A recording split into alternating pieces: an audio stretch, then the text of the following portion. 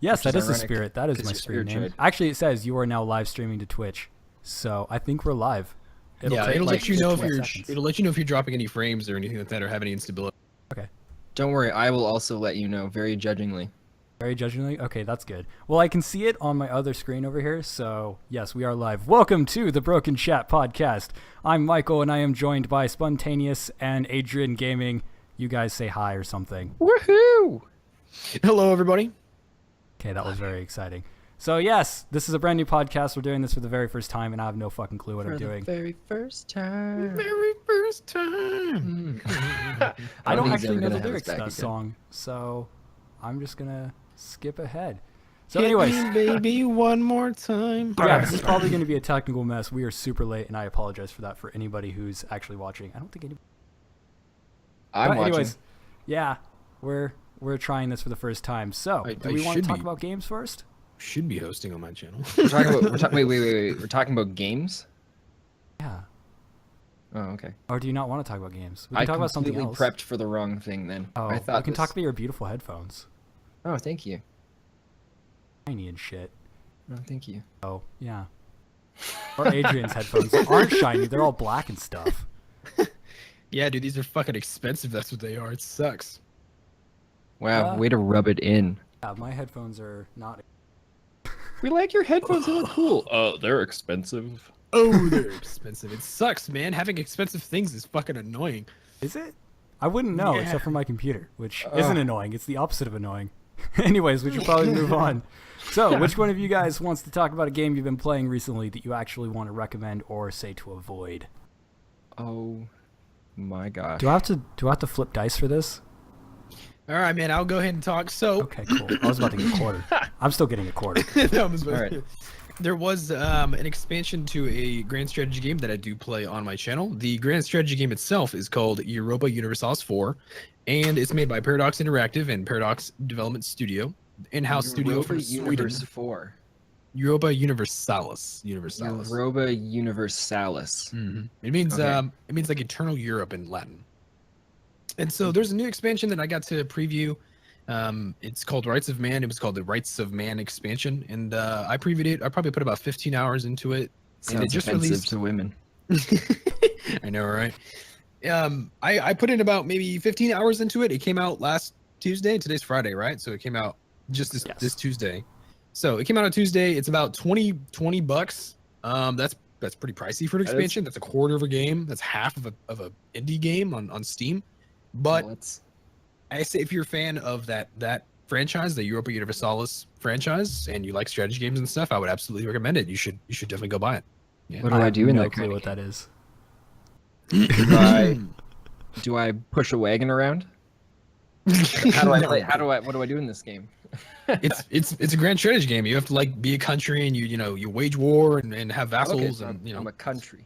your country. Yeah, Country.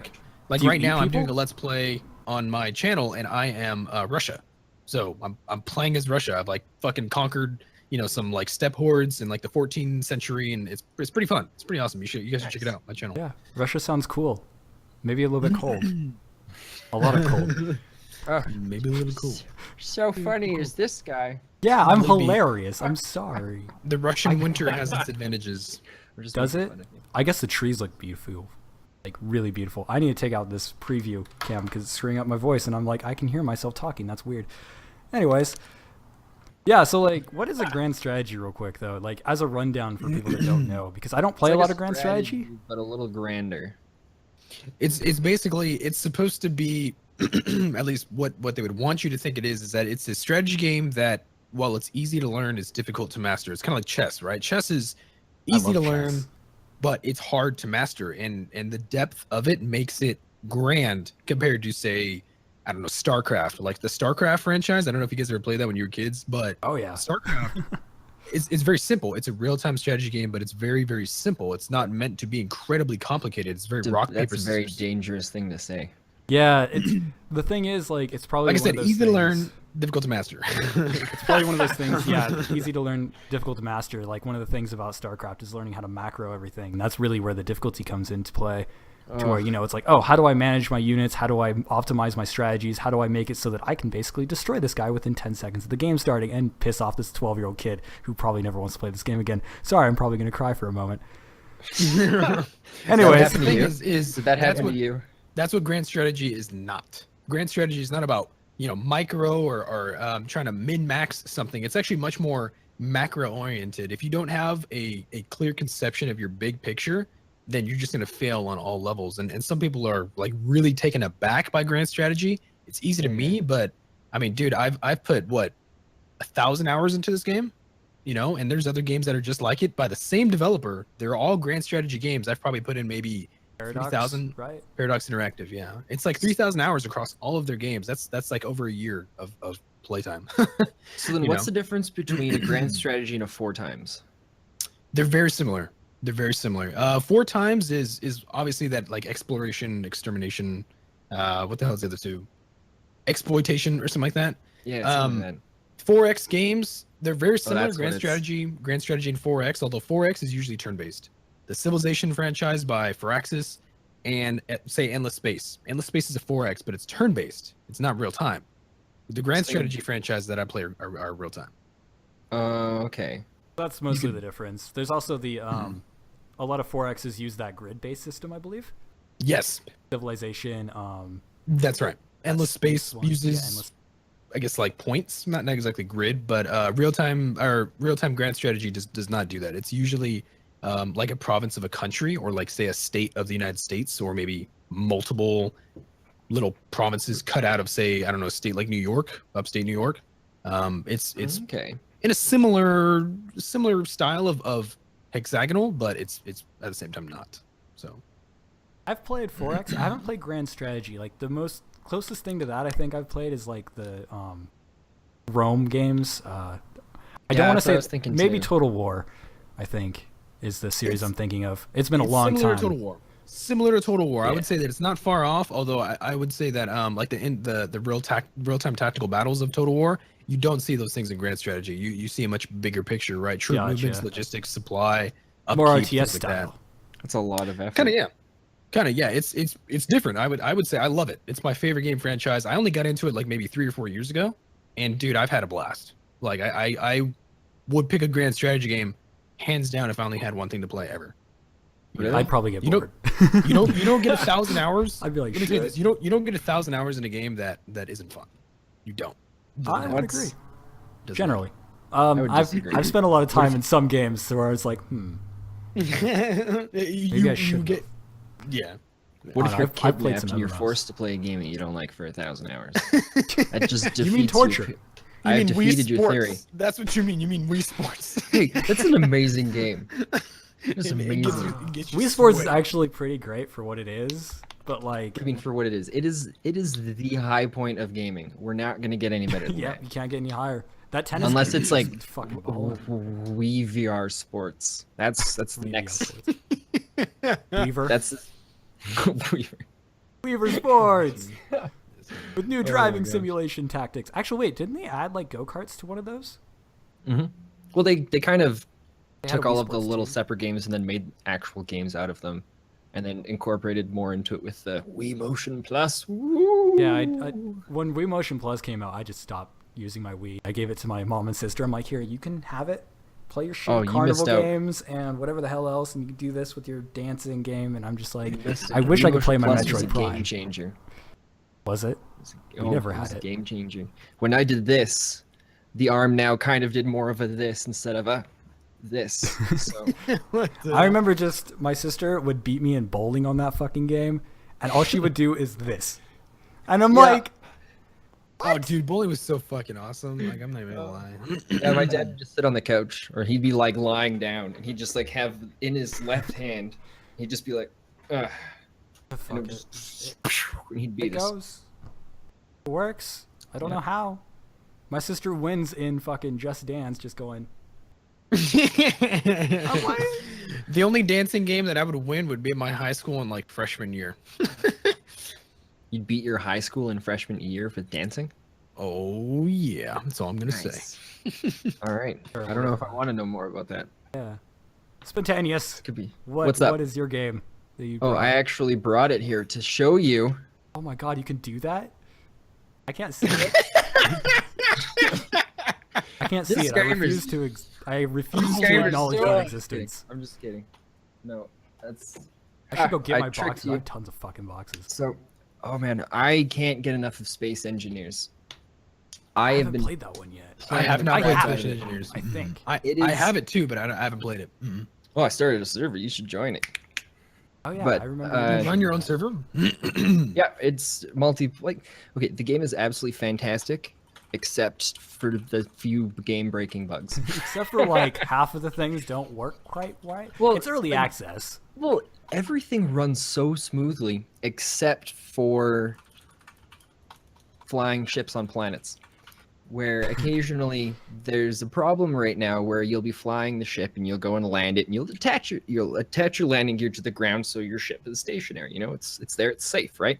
And you're thinking, oh man, this is fine. I'm a ship, it's cool. I'll just get in it. I'll fly away. I'll go to my next destination. I'll have a great time. Everything will be wonderful. But what happens when you detach the landing gear is there's a problem where it then decides to say, oh, there's no gravity. So your ship just starts floating away. And floating away. It doesn't matter how big it. The heavier the ship, the faster it floats away. So it reverses gravity on you. You just like, Yes, oh, well, you- shit. so it's like there's a problem with it. And it forgets you're on a planet because when you're on the planet, you don't need to build your thrusters to push you back down to the ground because the gravity's supposed to drop you there. So we don't build those thrusters. So then when you detach and the gravity decides to stop working, there's no thrusters to stop you from going. So build those thrusters then. Situation resolved. Build those thrusters. Oh, Yeah, shit. you See, build but those it's tough thrusters. because you have to figure out exactly how much energy you're going to use for your thrusters so you can actually fly it around. And your atmospheric thrusters are very energy intensive. So then you have to put more thrusters pointing the other ways, which means you need more thrusters to lift you up, which means you need more to push you down. And it's just an So you endless run out of cycle energy basically. Yeah, just don't play on planets.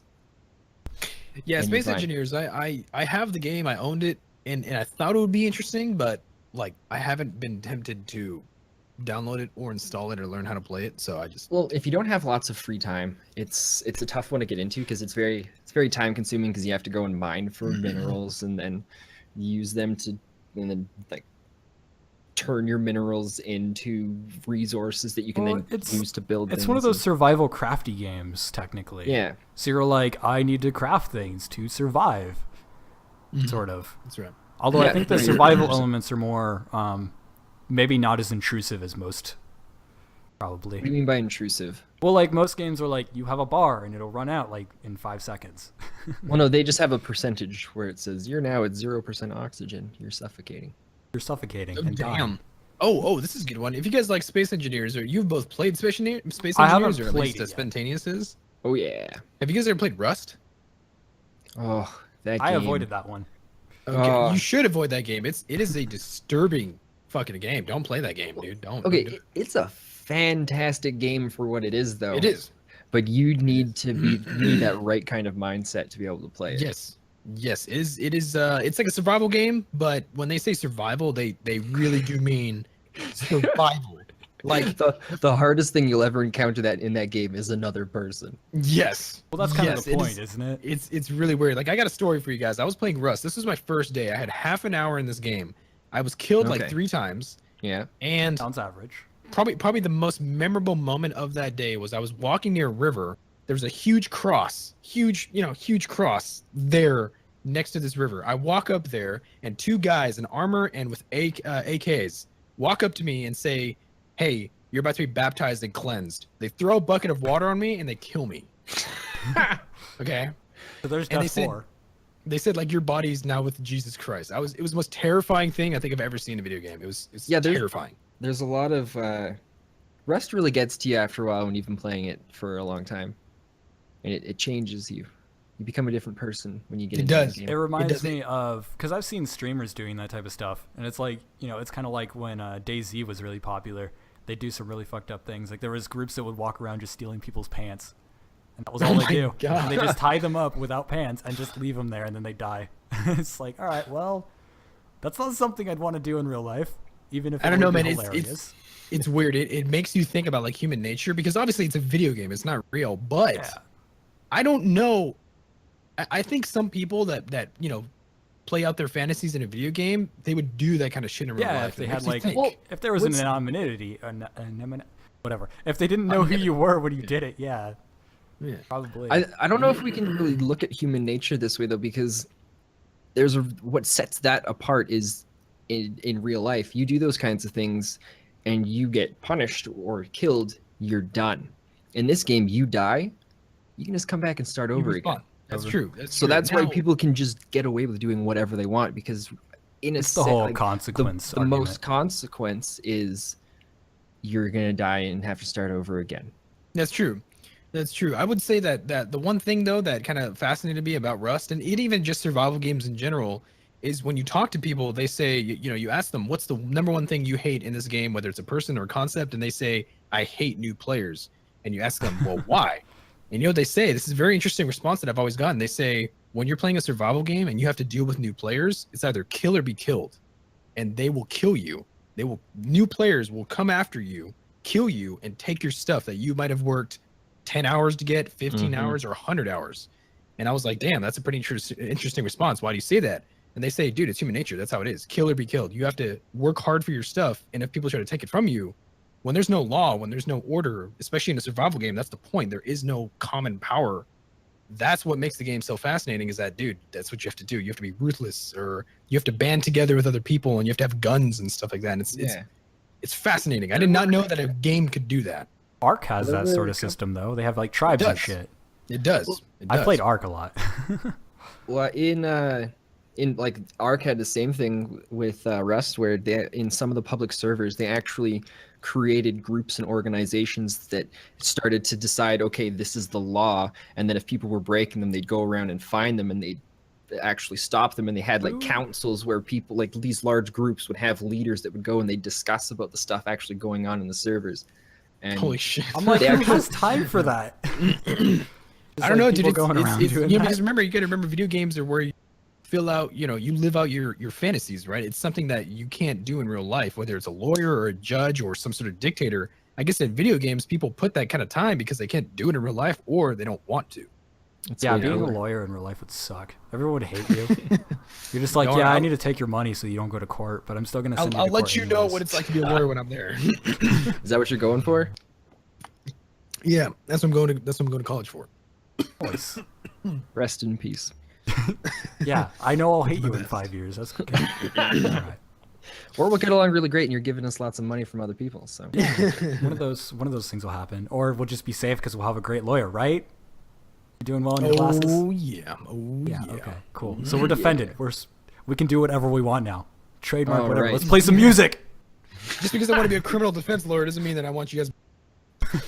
Just abusing trying- our power. Our newfound we're not power. abusing the power. We're giving you work opportunities. Giving you work opportunities. Yeah, if people stop breaking the law, what are you going to do? Yeah, what are you gonna do? What would a lawyer do if there was like no? They'd you know have what, to we're break cool. the laws. Then. What is this, the purge? What the fuck? We're just done breaking crime and everything. Exactly. I mean, there are plenty of lawyers and people in power who break the law. It depends. Depends on how you're raised. Depends on your values, I guess. We should probably not go too much into that topic because that's really controversial right now, I believe. I know. Isn't this supposed to be a gaming and tech podcast? Yeah. Okay. So, anyways, let's talk about some gaming and tech. I played a game that was techie, and everyone fucking hated it except for me. Uh-oh. A game called Recore. R-E-C-O-R-E. Yeah. Well, Have you guys played that? I haven't yet. I barely heard of it. Adrian's barely heard of it. That's what 90% of the conversations that I say go. It's like, oh yeah, I've heard of it. But that's it. No, the I mean, name. everybody heard about it for a little while when it was first released, but then there was no information on it after that, so it just kind of Yeah. like off the radar.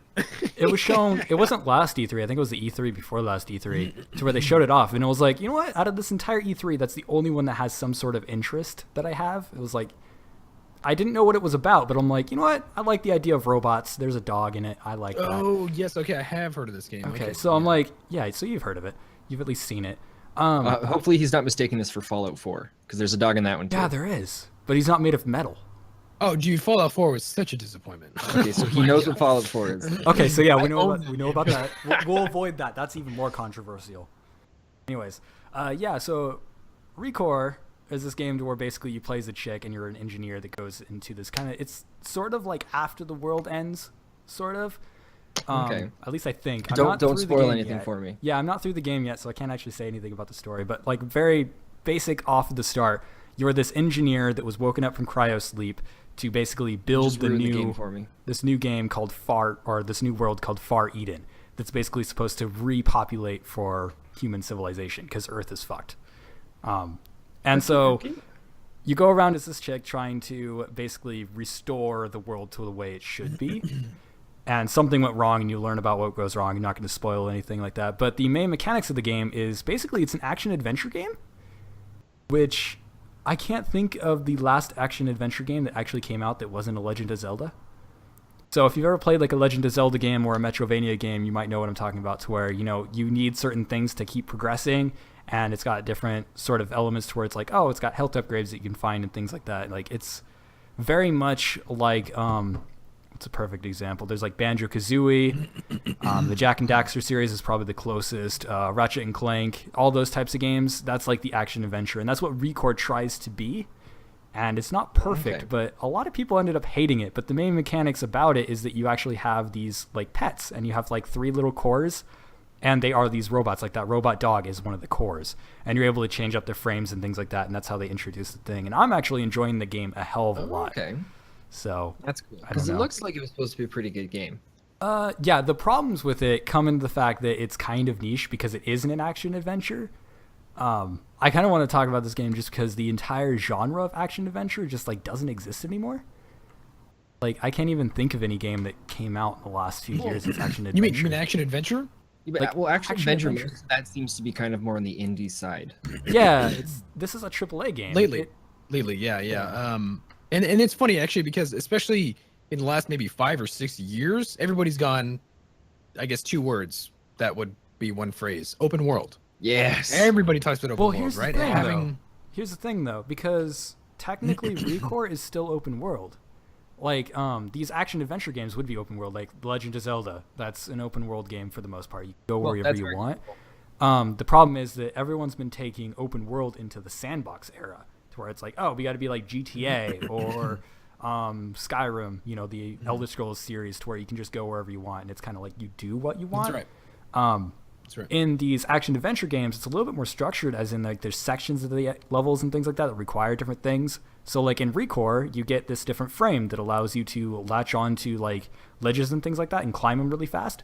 So your robot, you have like this string shot thing. I'm gonna compare it to Spider-Man, but you can use it Okay. to collect the cores. So there's actually robots and things like that. I'll talk about that in a second, I guess. But yeah, you can actually latch onto the robot to climb up these giant pathways. And it allows you to like fling yourself into the air and get to new areas that you couldn't before. There's one that allows you to smash through walls. There's one, I just got one to where you can actually fly with it. And so I can actually hover across an entire area, and I've actually been finding a lot of secrets, which is another thing this game has. It has a tons of secrets to Okay. find. Oh, see, that's cool. pretty That's awesome. cool. Yeah.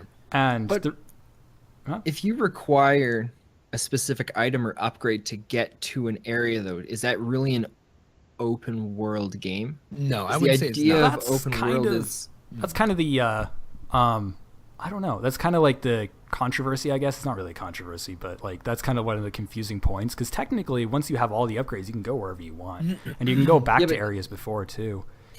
But I don't know. I mean, like, from what you've said, like the game sounds awesome. I'm not arguing anything about the game. It's just the concept of Yeah. like how like with open world, it's tough because with the idea of open world is you can go anywhere you want. Like with Skyrim, there are some areas that are locked off, but I could go off and find the key to get into it at any level. That's right. But- Yeah. Or what The thing I would about say Recore- is, I'll let you go. what I was going to say is the difference between, and this is probably very true, is the difference between action adventure, say with at least a moderately linear progression throughout the game, and open world is what Spentaneous said, is that in an open world game, you have not only multiple ways to achieve an objective or some sort of goal, but you can do it whenever you want. I would say for an action adventure game, you require a certain tool, you require a certain progression. There's a certain place you want to go, there's a certain place you need to be. How you do that, how much time it takes you, probably could be up to discretion. But I would say, if it's linear in that way, where you need a grappling hook to advance to the next area, that I would say is probably not an open world game. I would probably not classify it as that. Yeah, I mean, if you want to have your opinion that way, Recore actually does. No, like shut down. Isn't that what everybody says? Yeah. No, like I agree with that too. Like it depends on your kind of view of what you want open world to be. Like for me, I grew up with like these action adventure games, and I always saw them as open world. And Recore does a really good job of making sure you can kind of do whatever you want. Like it locks off areas based more on like the amount of unlocked things you have rather than, you know, you don't have this ability. So like one of the game's problems, but also one of its benefits, is that it starts you off with a lot of platform abilities right off the bat. And so you can double jump and you can dash and you can dash and then double jump and all this other type of stuff. And so I never found myself kind of locked off from an area. Like I was like, you know what, I want to go this way. And so I jumped into that area, and they're like 10 times higher level than me because it has a leveling system because 2016, which is annoying. But yeah, so leveling systems as well is just it's I don't annoying as far as it has a few problems. I should probably talk about those problems, obviously, but yeah. But I never found myself kind of locked off of an area outside of like 3 different points to where it's like, you know what, there's some secrets up there and there's a dungeon, but I can't reach it because I need something that has to do with these jets. But then pretty later on, like the game's not too long, and I was able to get those jets pretty quickly, and it never locked me off of like too much content, I felt. Okay. But that also comes into a lot of play in the kind of complaints that people had. People were like, you know, oh, well, it's basically just starts you off with too much stuff, and so the gameplay doesn't progress a lot. Or it's repetitive. I've heard people have said it's repetitive. Yeah. Which is interesting because especially when we're talking about like what Spentaneous said, he says a lot of games are going into that sandbox sort of. Yeah. You know, I personally hate sandbox because they get repetitive and they get boring so quick. I would absolutely agree. Absolutely agree. Yeah, but I liked Recore because it does evolve, just not a lot. Like the combat is a third-person shooter, and they only give you one gun. There's different firing modes that do different damages based on different enemies, and there's an interesting system where each of the robots, because everything aside from Jewel and a few select characters you hear voices of, they're all robots. But everything is based off of these little core things that are in the center of all of them. And what you're actually shooting is that core. That core is basically what they are. And you actually have that grappling hook thing that I was talking about. You can actually like rip out the core and stuff like that. So like when you're in combat, you have these different firing modes where you can have them weaker, you can set them on fire, you can freeze them, you can shock them, you can throw them into the air. And you can also have that point where you can just grab the core and rip it out of them. And that has different gameplay effects. Like if you rip out the core, you can't get like resources from them, but you get a core that you can use to upgrade your characters, and you can use it to craft different things because it has a crafting system. And I don't know, like I tried looking for reviews for this game because I was looking forward to it for like a year, and then it just kind of went silent, and I'm like, oh shit, it might not be as good as it is. And the main problems that came out with it was the fact that it's not technically there yet. It finally had a patch that fixed a lot of the graphical issues, but the very first time I played the game, in literally the first like tutorial area, it's like your pet dies and it's supposed to teach you the revive mechanic, but it takes it across the door. I was able to double tap the help button or whatever, which is supposed to call your pet to you, and it teleported the pet to me, and I was able to revive it right away, and then I couldn't get through the door. So I had to restart my entire save. So it has a few game-breaking bugs that happen every once in a while and stuff like that, and that really kind of draws it back. And I think because of those, reviewers were really harsh on it. And then the fact that it's pretty niche. Like, if you don't like action-adventure games, you wouldn't like this at all. But it definitely advances the genre in a way that I didn't expect. As in, it's simplified as in modern gaming, just like everything else, but like it's also interesting. And I've been going back and playing like Jak and Daxter. I recently plugged back in. I'm like, this game didn't age well. Like, yeah, I would even maybe go to the point to say that like Jak and Daxter and probably like Ratchet and Clank and things like that might not even be so much action adventure games as platformers. Yeah, they were more platformers, and Recore kind of takes advantage of that as well. Yeah, but when I hear action adventure, at least some of the classics that you'd probably put into the action adventure franchise would be probably Half-Life 2 that came out in 2004. I would say BioShock that came out in 2007. Halo Combat Evolved in 2001. Those to me, I mean, even though they are first-person shooters, I say those are more structured than what I'm thinking. Like those are more linear. Like I'm talking about your like Banjo-Kazooies and things like that, to where it has a linear progression, but there's also different pathways you can take. And it does that very Legend of Zelda thing to where there's like 3 dungeons or whatever, you know. That I can understand. You can do them in whatever order you want as long as you can get to them. ReCore is a little bit more linear than that, but yeah. Okay. So that's more what I'm talking about. Yeah, I would say it's a platformer. Yeah, I would say that's what I would. I recommend people check out ReCore, even though the reviews are 90% terrible. Is it on Steam? It's not. It's on the Windows Store. But which is when a new game comes out, once someone starts hating it, other people start hating it, and it's just this natural. Like people hate games because it's safer to hate something than to like it. Yeah, unfortunately. Yes, because if you like a game I love it, and one other person hates it, now your opinion is crap. But if you hate a game and someone likes it, it's not so bad because you hate it. Like you don't get any of the backlash from it. That could be part of it. Yeah. I know there's a lot of like any of the backlash, but there's a lot of the internet community things to where it's like, oh well, this person said it's bad, so it may as well be bad. But you know, I was seeing it within like professional reviews and things like that. When I was looking to buy it, it was like I tried it just recently with the last patch is when I finally bought it because they fixed a lot of the issues. But when I was looking for reviews and things, I couldn't find like people like YouTubers and things like that covering it, mostly because it's on the Windows Store and it wasn't advertised at all. Like I think I saw one advertisement when I went onto the Windows Store after the anniversary update. Really? Crashed my fucking computer. So like, yeah, I'm surprised they haven't advertised it more. Maybe there's something like actually wrong with the game that they're afraid of people finding out. It was a technical disaster. I think that's really what it was. Like a lot of people couldn't run it on PC for a long time. I have a beast-ass machine, so it runs perfect. Nice. But like, I know, right? yeah, it's one of those things to where I think the technical issues kind of made the impressions of it early on pretty bad. But I did notice in a lot of the professional reviews and things like that, like I like to quote IGN and GameSpot as my terrible review spots because why not? But yeah, it was basically all copy and paste. I think it was like Eurogamer and Jim Sterling were the only ones that actually said something useful to me. I actually thought the entire game, there's one thing out there I should probably mention before we move on. All the reviews talk about a lock-on system because it's a third-person shooter, like the gameplay style. And everyone's talking about the lock-on system. Like, you can only attack one enemy at a time. No, you can free aim. Jim Sterling is the only one in his review that actually mentioned you could free aim. And I'm like, really? Like, I thought the entire time I had to lock onto enemies to attack, and no, you don't. Did they actually teach you in the game or give you or tell you that you could free aim? Oh, yeah. From the bat, you can pull out a gun, like literally just because I'm playing with a controller.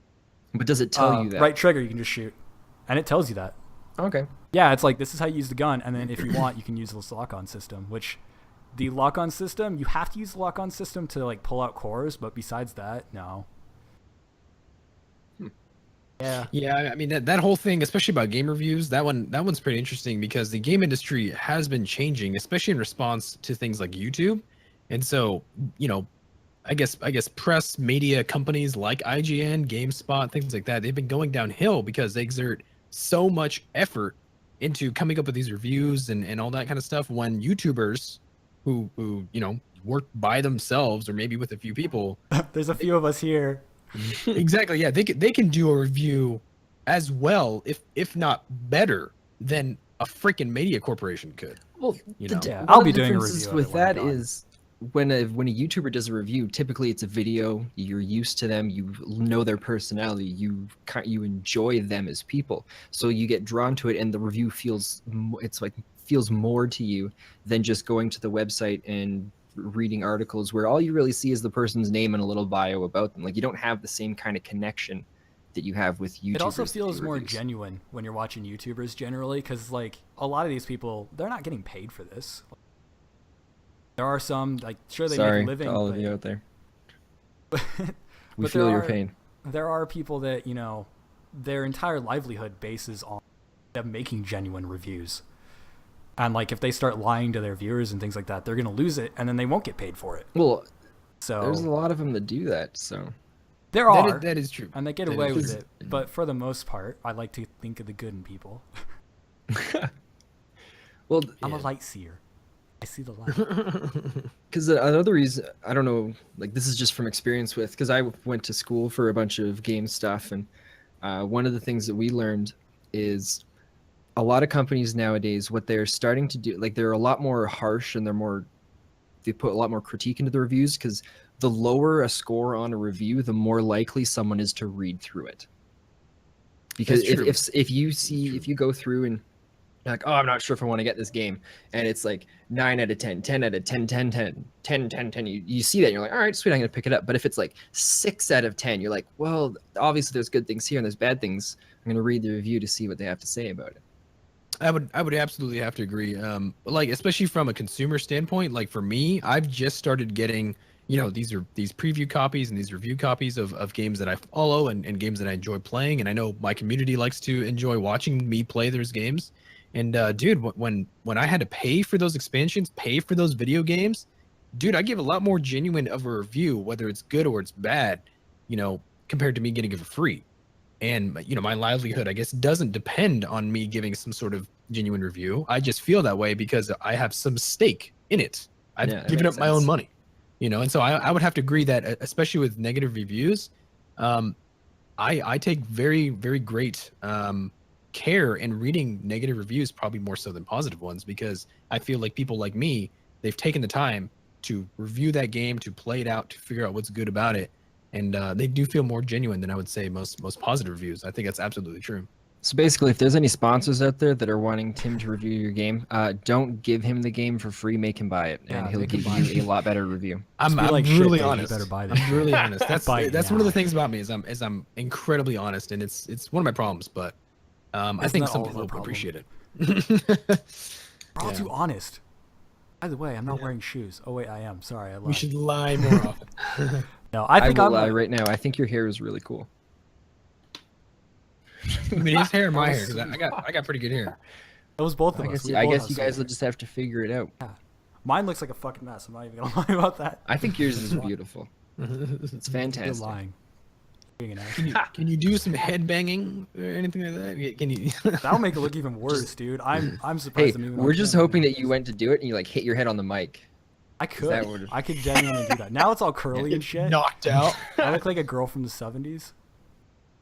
Oh that'd be my funny. gosh, I almost saw that too. I was like, holy crap. Yeah, It's my good. hair Do it is for the messy. I views. need to get a haircut. But yeah, I think I'm kind of different in that because I see a 10-10 review and I'm like, all right, I'm just gonna ignore it because no game's perfect. If you have a 10 on a game, like a 10 out of 10 on a game, you didn't fucking review it. That's my opinion. I Because like, disagree. I mean, you can be like, unless your average score is 10, like no. Like people are like, oh yeah, Fallout 4, 10 out of 10. I'm like, no, there's a problem somewhere. There's a bug in there somewhere that's gonna be like, you know what, this might not be worth my time. Yeah, but Or, if there's even one Doom. bug, Doom is a game I fucking love. It is probably one of my favorite games of the year. And at the same time, I realize problems with it. I'm like, you know what? This system could be better, and this kind of ruins my enjoyment. There's too much free roaming things that just kind of take up time, and they don't need to be there, sort of thing. And I find things that make it a 9 out of 10 for me, even though it's easily one of my favorite games of all time. So you're just one of those people. yeah, I'm one of those people. It's more not cynical. good enough. No, but it's actually funny you bring up Doom because a lot of people were kind of curious about this Doom remake, and then when it came out, dude, it floored people. Dude. All I heard about was people talking, Yeah. the gameplay's fucking awesome, the soundtrack is kick-ass, the graphics are breathtaking, and you know what? It runs really fucking good. It is probably Like, one of the Doom- best running games I've ever played. Doom I still floored fall through the fucking ground in that Exactly. game, though, which is annoying. Nobody hyped it up. Nobody got crazy over it. They were just curious. They're like, dude, people are remaking Doom. Let's see how it is. And then fucking it sold like hundreds of thousands of copies, and everyone You know gave what's it surprising, really though? positive reviews. Like, I say that it's one of my favorite games of all time now. When I did because I got early access to the multiplayer or whatever, I fucking hate the multiplayer.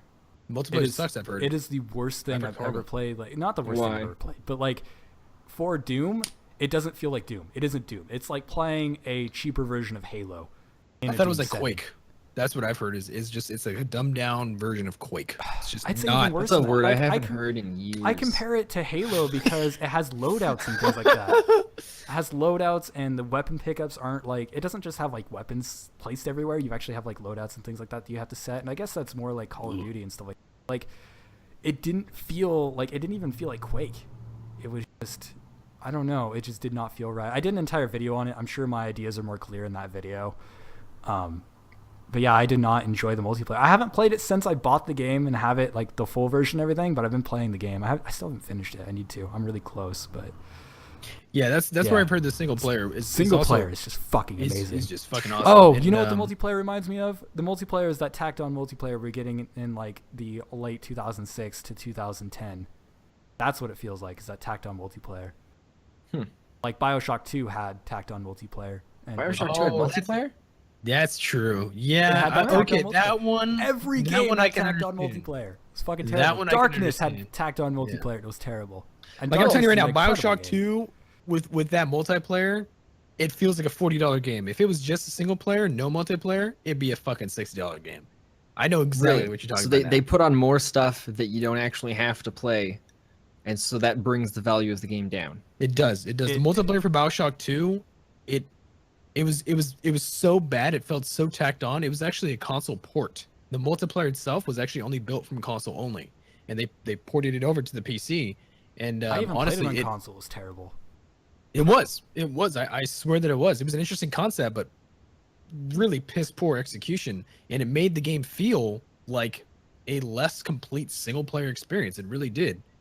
People would go play the single player campaign, then go to the multiplayer, and they're like, it's all right. Whereas, like, dude, the first BioShock was breathtaking, and it didn't have multiplayer. It didn't even need it. BioShock Didn't 2 need it. probably wasn't as good as the first one because it didn't have all that shock going into it, I guess. Yeah, you saw what I did there. That was Hey man, let me fantastic. get my imaginary drum set. But yeah, It's funny, man. yeah, BioShock 1 had a lot of interesting ideas that was the first time it was kind of in games. And it was the first time that type of setting was done. And then BioShock 2 didn't have that. And then Yeah, adding into the fact that people were sort of disappointed in that, you know, adding in this tacked in multiplayer, people were like, you know what, you spent time on this multiplayer instead of actually making the single player Exactly. even better. And that's where Exactly, it that comes in. exact argument, yeah. And a lot I of mean- people like to hammer Call of Duty for just being multiplayer and having like a 4-hour campaign. You know what? That 4-hour campaign, it can be fun for people. Yeah, but And then they go into a multiplayer. That's what they bought it for. I don't know. I bought Call of Duty for the single player. Yeah, people do that too. Modern Warfare, that But it's single a player complete campaign, game. you gotta admit, was pretty cool. Modern Warfare 1, wasn't long enough. But it was good. did you play World at War? No, I haven't played World of War. Dude, that not only the multiplayer, but that single player campaign was fucking pretty good. It was breathtaking. I'm not gonna lie. Now I it's heard that old one- now, but I heard that one was like the old Medal of Honors, where Medal of Honor was more focused on like the soldiers and the actual it battle. really was. It really was. Like- it was an emotional experience, I would say. It was. I it was loved well the- done for Call I of Duty love the action. It was old great. Medal of Honors and stuff like that. Those are fantastic. Rising Sun is probably my favorite. Oh, dude, yes, fucking That was amazing game. fantastic. Yeah, Medal of Honor. And then Airborne God. came out, and I'm like, what the fuck is this? Airborne sucked ass. The one that was on the beaches. What was it? The one that was on the beaches. Medal of Honor. I don't remember. Might have been Medal of Honor Call of Duty. If No, you I'm want pretty a sure it's really Medal of good Honor. one that really kind of captures you emotionally, it's Army Men, Soldiers of Misfortune. Really? That one will blow your mind. Never played that one. You should play it. It's fantastic. Should I put it on my list? You have to remind me Um, after this podcast is over. Just don't look it up right now, but put it on your list. But Yeah, I gotta do it right now. one I second. do it now. I have to. No, you just Yeah. don't do it. Don't do it. You're gonna, You know, it's funny, man. The Soldiers of Misfortune. That's funny. He's typing it in. I should be doing this right now. Hold on. Quick, what? This is where we cut to the typing monologue. It's a fantastic game, and it really sucks you in an emotional level that you wouldn't really be able to experience in any other game. Did you ever play Army Man RTS? I played that one. Or one no. of those. I love that game. The game was Also, fucking cool, man. don't play Army Men Soldiers of Misfortune. Just don't play. I won't. It's so bad. Yeah, I have a friend who's trying to purchase the IP for Army Men. Yeah, he's trying to get it from I think who fucking owns it now? I think 2K. I think 2K Somebody owns needs a it. lot of money. Yeah, I mean he's trying to get it. He's I trying to get don't like know. a couple loans, together and shit like that. But he's Okay. trying to like reboot the Army Men franchise and the Unity engine, and he's Why- been doing.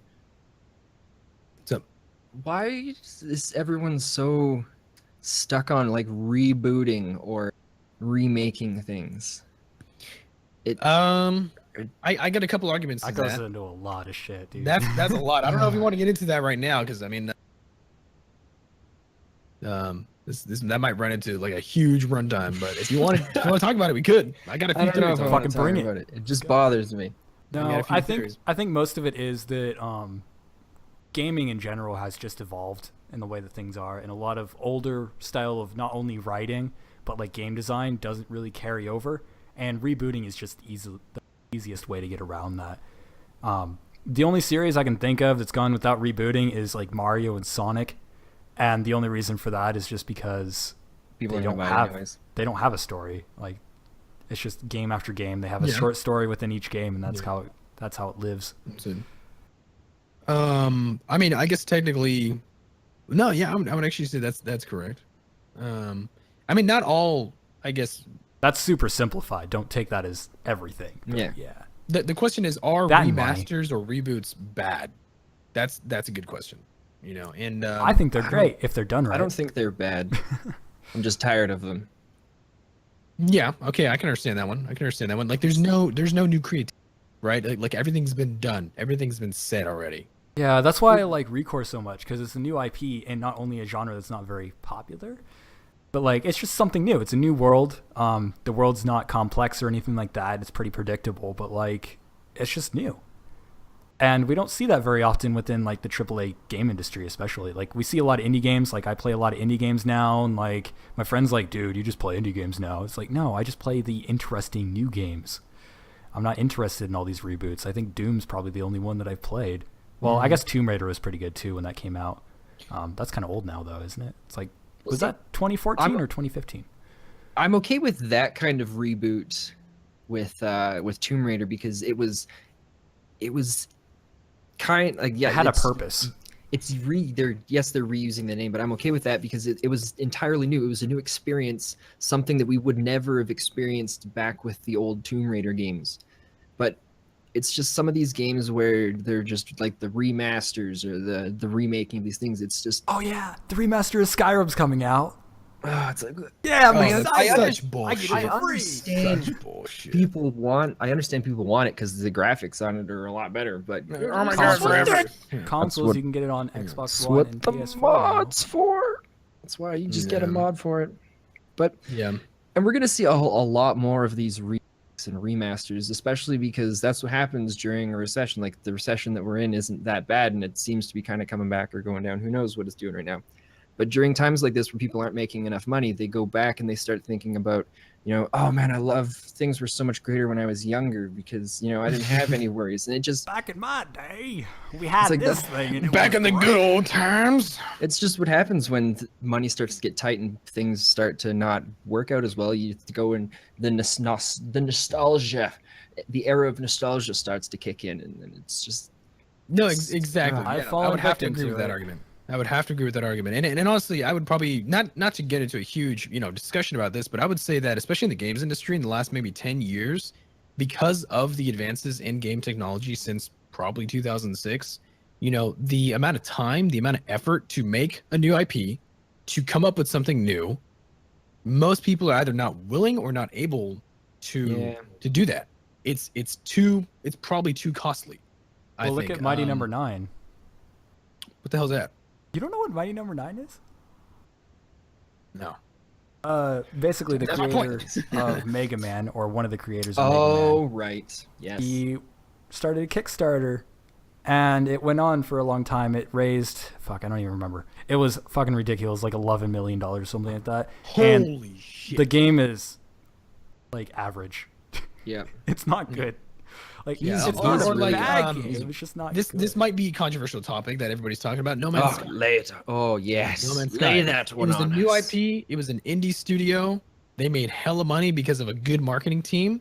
That franchise, I guarantee you Was right now, that that good franchise marketing is. team? No, that was a Was that terrible a good marketing Okay, team. it was a- I have it a was a graphic fucked up design degree. marketing You want to scheme. fucking talk about this? Oh shoot! shit But now. that, like, think about it that way. That's an indie developer acting as probably one of the more cutthroat AAA developers. Not to call anybody specifically because I don't want them to see this and come after me, but They're going to be that is- watching it. yeah, that they're is an watching indie right now. developer Look at that. being We as have cutthroat viewers. as we say the AAA developers are, right? I mean, they got huge amounts of money. The game doesn't run very good. The game doesn't have all the features that it promised. And what the development team do, they bailed. Nobody's heard of them since. You Yeah, know, They and, said a and, few things. They're like, "Hey, we're working on patches," and like, "Oh, sorry, Yeah, I it's not know. up to snuff." And it's like that's You know. about it. And like, I did a video on it and everything, and I'm like, you know No, what? I know. And you pointed out something very important is that Sean Murray's Twitter account, he has not tweeted since August 18th. Well, it's kind of dangerous for him to do anything. Exactly. And the IP, imagine the IP value of No Man's Sky. What if you were to try and make a new game out of it, or try to make a sequel? The amount of time, the amount of effort and money that would take to do that, it's not going to happen. That's an IP that's gone forever. You're never going to Well- make a game with that name. All they have to do is wait a good 10 years, and then no one's gonna remember. They're not going to be around in 10 years. No Man's Sky. Yeah, That be sounds right like back. something that was Yeah. supposed to be amazing a while ago. Let's Yeah. buy it. The, You know, the and- thing and about that's- that game though is like it. I feel really bad for that game, and I just want to say this before I we go don't. farther in it, because like they're a small indie team. They saw some hype and they saw like an opportunity. They're like, "Oh shit, we can do this." They couldn't do it, and like Well, I feel there's like a difference between, not to cut you off or anything, but there's a difference between they and the company director Sean Murray. There's a difference. Yeah, yes, because maybe there is a difference, but I can guarantee you, like as somebody who's working on game projects, like if you see something and it's like, oh yeah, this community might be really excited about this, we need to tell them. You know, you have to hold yourself back and be like, wait a second, no. Because like I failed on promises before, and I'm like, shit, you know what? I just have to say, you know, eventually it'll get done, and like, you know, I keep to that. But it's so easy to get caught up in that, and I feel like they got caught up in that as well, and they overpromised things. And he wasn't the only one that was saying things. Like they had streams and things like that to where it was like, hey, you know, we were working on this art stuff, and it's gonna be really cool. And you know, they showed off monster designs and things like that. And, you know, so it wasn't just him.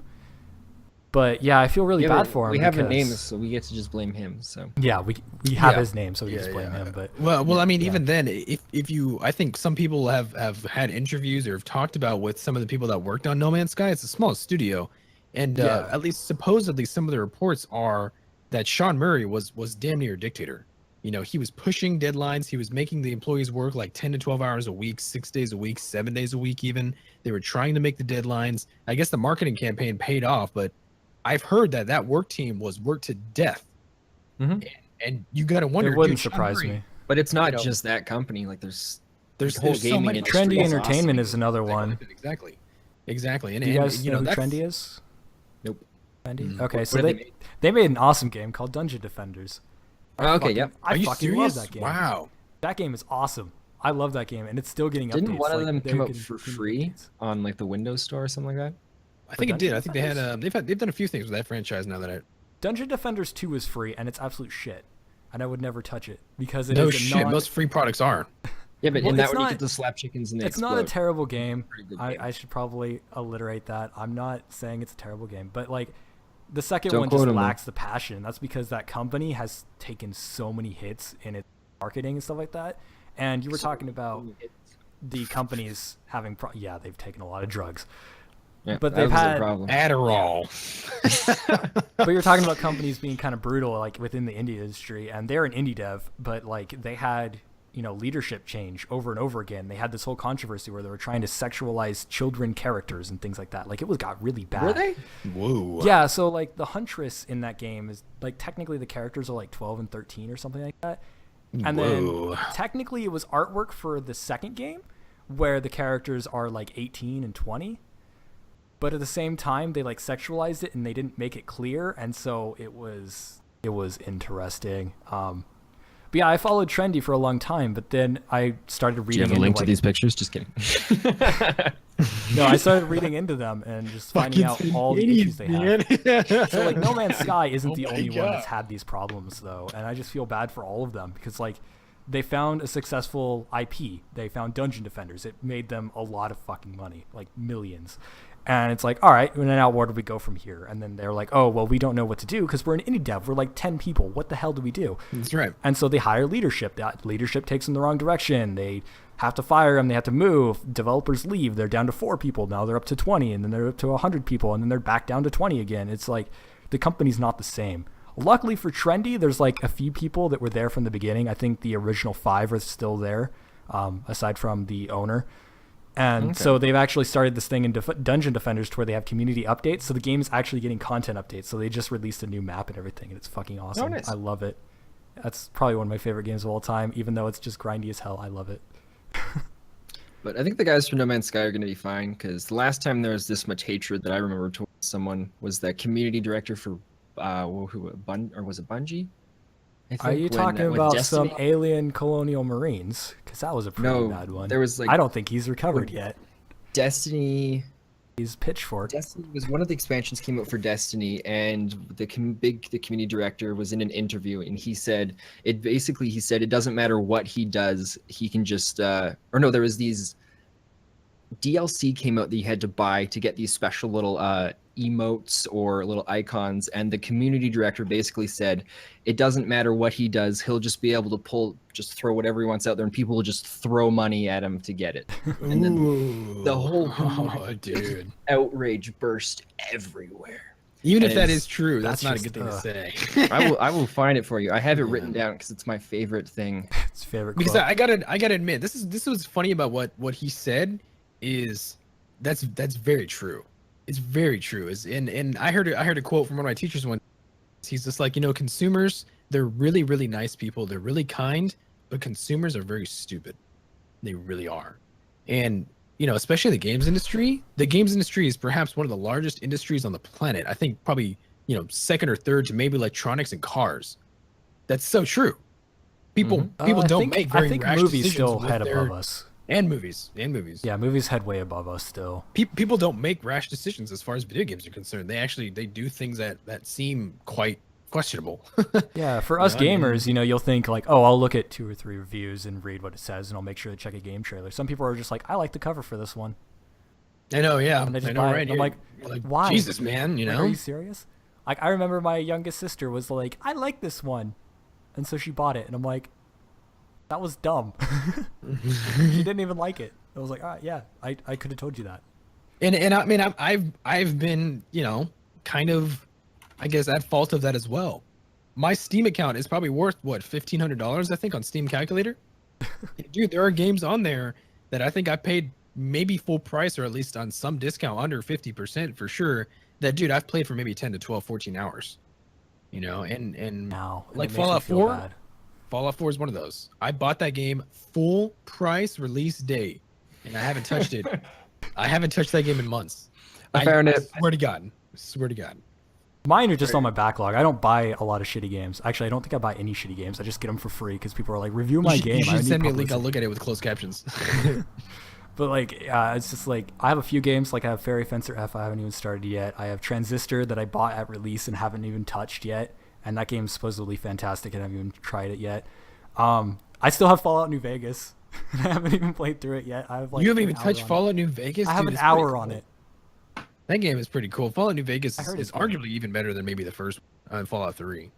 That's what I was told. I mean, I got bored of Fallout 3 by the time I was done with it, but I also got a good 400 hours out of that. So like, Holy shit, yeah. 400 hours? in Maybe not fucking Fallout 400. 3? I'm exaggerating, but it That's was a lot of hours. it was a good RPG.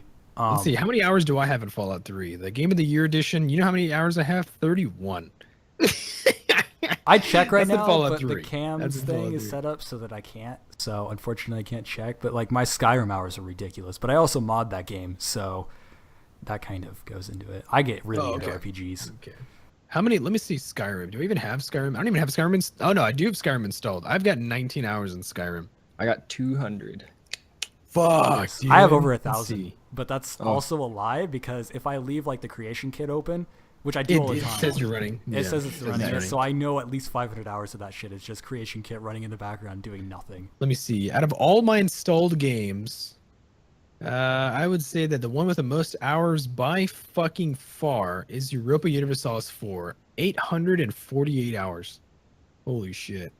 Nice. That's a lot of hours. Victoria 2 comes second. 270 hours. Where are you looking at Yeah. this? This is on my Steam library. Yeah, This it's is on your my Steam library. I should. And you just search by something special? No, you click on your game and it'll show you how many hours you've played in your game. According to Steam. According to Steam, if you've played offline or your internet's offline, dude, it's probably even more. Oh, okay. Oh, sweet mother. Looks like my highest is Rocket League Holy shit. at 422 hours. Which isn't surprised to play like every day. Oh my god, they actually reduced my hours on Skyrim. It's down to Nice. 998 Are you hours. serious? Oh my god. It used to say 1200. Now it says 998. And then the second Nice. one Funny. is Warframe for 602 hours. I was really into the closed beta. Nope. That's a fantastic game, by the way. Hero Clickers, 241 hours. That's a game that just ran in the background. Holy Dungeon Defenders shit. at 212. Path of Exile at 192. Spiral Knights at 171. That's inaccurate. Counter-Strike at 137. Starbound at 118. Disgaea Which PC. Counter-Strike? Which 85. Counter-Strike? Counter-Strike Go? Counter-Strike Go. Nice. I've got 200. I'm pretty good at that game. Not really. I'm pretty good lying. too, dude. We should, I'm we should terrible. play. I got 206 hours in CS:GO. But I played Source for fucking a lot, so I'm pretty damn good at Counter Strike. So I found the Destiny thing. And so what it was the Oh, yeah, that's what we're doing. collector's edition. The collector's edition came out where it had special exclusive stuff you could only get on the collector's edition. So if you wanted those things, you'd have to completely rebuy the game. I remember that controversy. Even if you had all of the the base game, you would have had to rebuy the base game included within it. And during an interview, when the creative manager was asked about it, he just said this, and it's quoted here: "If I fired up the video right now and showed you the emotes, you would throw money at the screen." Oh my god, that is the worst thing to say. That is Oh, just man. terrible. His apology letter too was so bad. Oh, yeah, I remember that. I just didn't remember exactly what happened. But I remember he said a lot of things around that period to where it was like, what the fuck, dude? And he he was made also him saying- apologize, and his apologize was Oh basically my saying, God. "I'm sorry that you feel that way about what I said." I You're like, remember I'm not another thing. wrong. I remember another thing he was saying, though, was that, people need to rebuy the expansion or whatever. Like, we need money to fund this game. I actually agreed with that. I'm like, you know what? Sure. It's Yeah, shitty but- business practice, and you shouldn't do it. But But the only good thing that came from Destiny was the Taken King. Like that was I haven't played That's what I heard. fantastic. That's what I and it's heard, yeah. beautiful, and I can't even count the amount of times I've played that. But now their new expansion comes out. It's like $40, Jesus, that is like an indie game at full $40. price, right? and it has less content in it than the previous expansion that came out. What, Rise of Iron or something? Or Yeah. the Rise of Iron? No, Taken King was the first one. Rise of Iron is It wasn't the first one; it was like the third expansion. But Holy Rise of shit. Iron's like $40, and it maybe adds a couple hours of content. nobody if plays you're Destiny anyway. if you're hardcore into all the raids and stuff. But if Like, you're just a casual player, you'll beat the storyline in like 45 minutes tops. and then it'd be My like, God. whatever. It's just- Another game that did that annoyed the hell out of me, which I should probably spend money on it again if I ever want to play it, is Guild Wars 2. You have to Oh my rebuy god! the entire like game to play Guild the Wars expansion. 2. Well, you didn't have to rebuy the entire game. The base game came free. Yeah, basically. But the expansion is the same price as the fucking game. But the expansion adds like a whole. It's Yeah, like it almost adds- doubled the It content. basically of the game. doubles the world size, but also what they did is, I found this out recently when I reinstalled it, is they started actually locking content to people that only They had the started that a expansion. while ago. Yeah, they started that quite a while ago, but I haven't played it forever. But yeah, I reinstalled it, and it's like, oh yeah, this mechanic doesn't work anymore without this expansion. Would you like to purchase it? And I'm like, Well, no. it makes sense because it's a mechanic that's almost exclusive to the expansion. They only recently, or not recently, but then they only made it available to use everywhere else because everyone demanded it. But Yeah, that's true. the big problem that they've done is their living world. Every it's their newest season of Living World came up again. So every 2 weeks or so, there's a new little, probably half an hour little storyline quest that adds on. It helps build the story. But if you have to log in within that 2 week time frame to unlock it. If you don't, then you now have to spend gems to unlock it so you can play it. That sounds pretty So good. if you just bought Guild Wars 2 now, you're basically screwed because you have to spend a lot of money. Which to is get all of that. unfortunate. Yeah. Mhm. I liked that game when it came out. I played it a lot. Yeah, when it came out. I had a good group. I've heard about it. I never played it myself. I was not. Yeah, I wasn't one of those. It's a fantastic game, really well done. It's just It's beautiful. It's fucking gorgeous. It's not an easy one to keep playing. You run out of Yeah. content. You run out of stuff Yeah, to do. I can understand that. And you need a community to keep going after that. There's not So a lot of true. end game content, or at least there wasn't when I played. I'm sure there is now. There's got to be tons of it now. But like Guild Wars 1 had so much stuff to just keep you going because there was so many skills to go and unlock and all these different things to try and combine together. But with this one, it's Yeah, not Guild as Wars 2 complex. was much more simplified, and I think that Well, it kind was of killed its designed longevity. originally to be launched on the consoles as well. Which it didn't, I don't think. No, I don't think it's going to. So I'm yeah, okay with it though. that was fun. Reminiscing. I do miss it. I miss MMOs. I'll be honest. Like, I'm actually playing one right now called Phantasy Star Online 2. I've been playing it forever. Oh, I hate. Isn't that? Don't you have to like download some weird things so you can even access the servers? You from- should play the secret. It's not world. region locked. I was playing it before the stream. Quite literally. I have a friend Really? who was like, hey, I'm installing it now, finally. Jesus, Like, because cool, we're Fantasy playing Star it. Online was my life. Me and my friends, we'd have 2 TVs set up when we slept over the one guy's house in high school, or yeah, back in high school. Fantasy Star Online on the one movie, or sorry, the one TV, and then One Date movie? Date movie on repeat on the other screen. We just sat there every weekend. I remember those games. I think Phantasy Star Universe, which is the part that I actually got really into the MMO, because on Phantasy Star Online, I just played the local, and I played with my friends that way. But like Phantasy Star Universe, I got into the MMO, and that was the first MMO I spent over 1,000 hours in. Universe was so good. It was good to a certain extent. It didn't age well, unfortunately. Like as the server went on, like when it first started, Fantasy Star Online didn't age well as well. no, it didn't. Like they did the whole trickle feeding thing to where it's like drip feeding content, and that didn't end up working later on because other MMOs were able to like advance the way that they played the game, whereas the Phantasy Star games have always been like you start playing it this way and you pretty much keep playing it that way. And Universe died before it ever was able to advance that. It started to. It had an expansion, added a bunch of shit like new weapons Did and it things have like an that. expansion? Yeah, it had Ambitions of the Illuminous, which was pretty good actually for how expansions were back at that time. It was drip feeded, which made it last a lot longer. But at the same time, the content that I actually added in the long run was pretty good. But like to be able to play that content, you had to pay like $240 just because of the subscription cost. Yes. But yeah, I spent a lot of time into that. And then Phantasy Star Online 2, I'm way over 1,000 by now. But it's a fantastic game. I fucking love it. It's the best MMO ever made, in my opinion. It's an action MMO though, so it's not your standard World of Warcraft open world travel game. I was never a big MMO guy myself, so I wouldn't be able to say. Probably the most like that maybe would pass off as an MMO would be like World of Tanks or like World of Warships. I didn't play those. World of that very much. Warships. Yeah. I had a review key for that one and never checked it out. I It's didn't even know there was World of Warships. there's a World of Warships, World of Airplanes, and then a World of World of Tanks is fucking coming to Steam. Yes. It's already I on thought Steam. it already was on Steam. Yeah, it's already on Steam.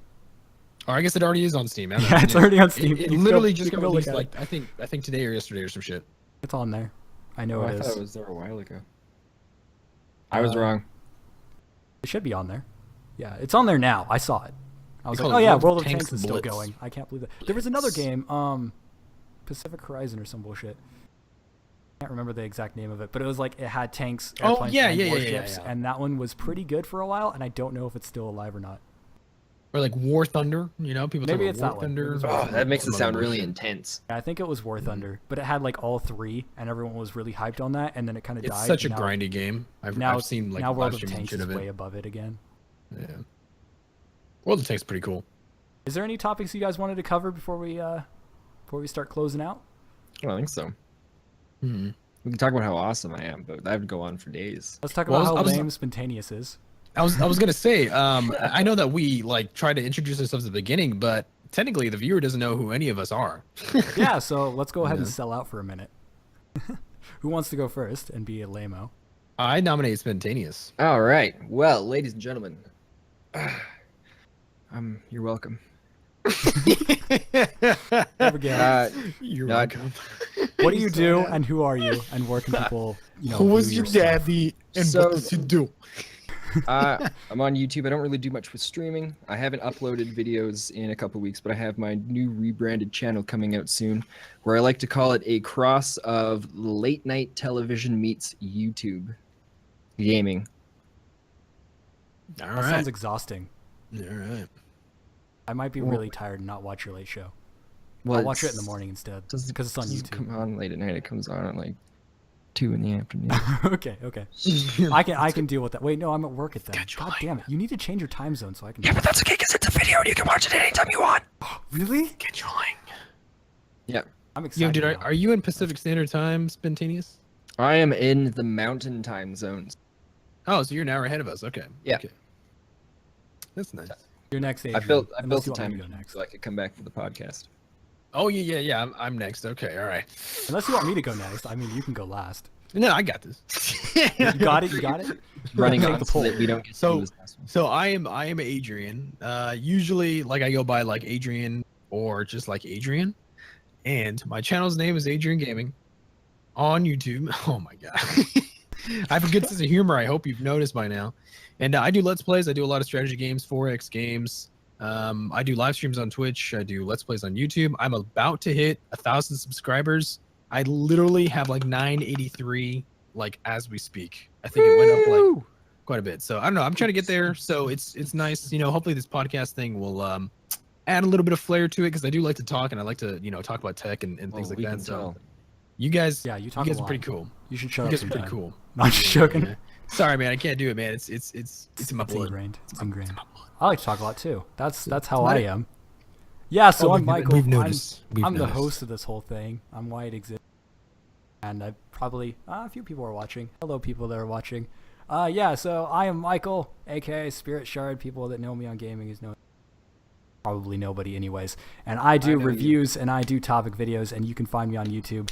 Spentaneous thinks I'm an asshole, and I probably am. I didn't say that out loud. Out loud, yeah. Okay, I can see it in your eyes. I'm joking. Obviously, I like to play and stuff like that. I'm just a fun-loving person. You can check out my YouTube channel for all of that. You can find me at Michael. And it's Yeah, also 'cause that's linked really everywhere, gonna help 'cause them this is find it. That literally is on really my gonna help streaming. them. This is on my stream channel. I'll also start live streaming at some point. And this is every Friday, by the way. I will see you guys that are watching every Friday. Hopefully. Sounds good. I'll be here. I don't know how to end this. I've never done this before. Never gotten this far. It's pretty simple. You thank them. You go, ladies and gentlemen, thank you for joining us on this wonderful. Thank you for Occasion. thank you. For I need joining to us remember today. my hotkeys now. So Oh, No, all you do is you just go to the Twitch podcast and then just that's it. So Oh, should well. we say our goodbyes, our outros? yeah, go ahead and say goodbye. Okay.